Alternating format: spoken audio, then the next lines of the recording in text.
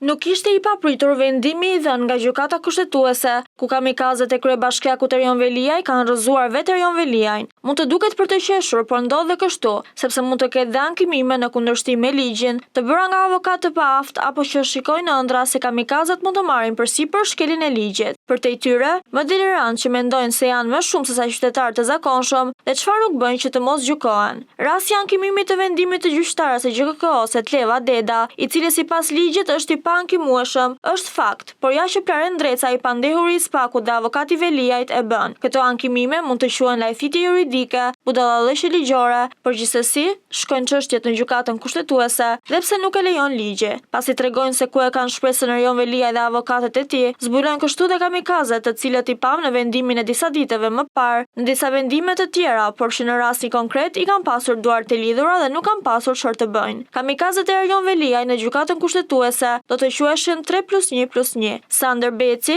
Fiona Paparogji, Sonila Betja, Ilir Toska dhe Genti Ibrahimi. Ky i fundit i kapur në një afer mesazhesh të nxehta që përdorin dhe tundin para fytyrës. Çfarë do ta gjejnë në rast se mesazhet dalin në publik? Se si mund të qëndrojë në gjykatë kushtetuese një njeri i shantazhueshëm për komunikime mesazhesh që qarkullojnë rëndom në telefonat e gazetarëve, njerëzve të drejtësisë apo politikës? Kjo është çështje e tillë dhe çështja e drejtësisë son të re. Në çdo vend demokratik, publikimi i atyre mesazheve do të përbënte një skandal të madh ose një person me integritet do të jepte dorëheqjen e do të shkonte në punën e tij, sepse nuk është thjesht një çështje private, por një skandal brenda gjykatës kushtetuese. Por këtyre kamikazeve shpesh u bashkohet dhe u ndahet gjyqtari Ilir Toska, i cili në vendimin e fundit na thoshte se vendimi i dhënë në gjykatën e lartë duhet të arsyetojë nga kjo e fundit, duke i dhënë një fitore kryebashkiakut të Tiranës, megjithëse ai vazhdon të qëndrojë në burg. Më i çuditshëm nga të gjithë ishte arsyetimi i zonjës Sonila Betja, për të cilën i kemi dhënë 6 argumentet që tregojnë se në fakt ajo është një ish notere,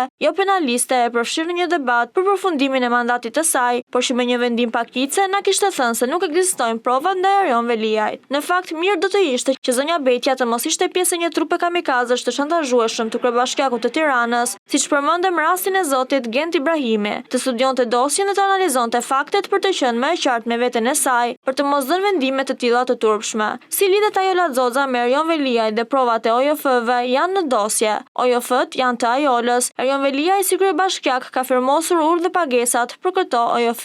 Gjithsesi, në një vendim të gjykatës kushtetuese, kamikazet e kryetarit të bashkisë dhe bashkëpunëtorët e tyre të herparashershëm e kanë rrëzuar ankimimin e vendimit të gjyqtarës së posaçme Etleva Deda, duke theksuar se çështja nuk ka kaluar në seancë plenare dhe duke i vënë pikën mbi çështjes së kryebashkiakut Erion Veliaj, duke i thënë shko gjykohu se ky ankimim nuk vlen. Në fakt është një treshe selektuese që ka ndaluar që çështja të shkojë në seancë. Kjo treshe, që nuk është ende publike, ka bërë të mundur që çështja të mos shkojë tek 4 kamikazet e Erion Veliajt, të cilët me siguri do e shfuqizonin vendimin e Etleva Dedës. Në vendimet e tjera lexohet qartë se gjyqtarët kushtetues 3+1+1-1 apo +2 shpeshherë nuk sillen si institucioni më i lartë që duhet të mbrojë kushtetutën e vendit, por si një tuf kamikazësh që kryebashkiaku i Tiranës e nxjerr zbuluar. E gjithë shpresa e Erion Veliajt është që ankimimet e tij të kalojnë treshen seleksionuese, se pastaj e merr në dorë gjithë trupa dhe aktivizohen kamikazet e tij. Jo më kot me paditë të tilla që janë lajthitje apo idiotësi ligjore, për të lexuar dhe rikonfirmuar kamikazet e tij një nga një,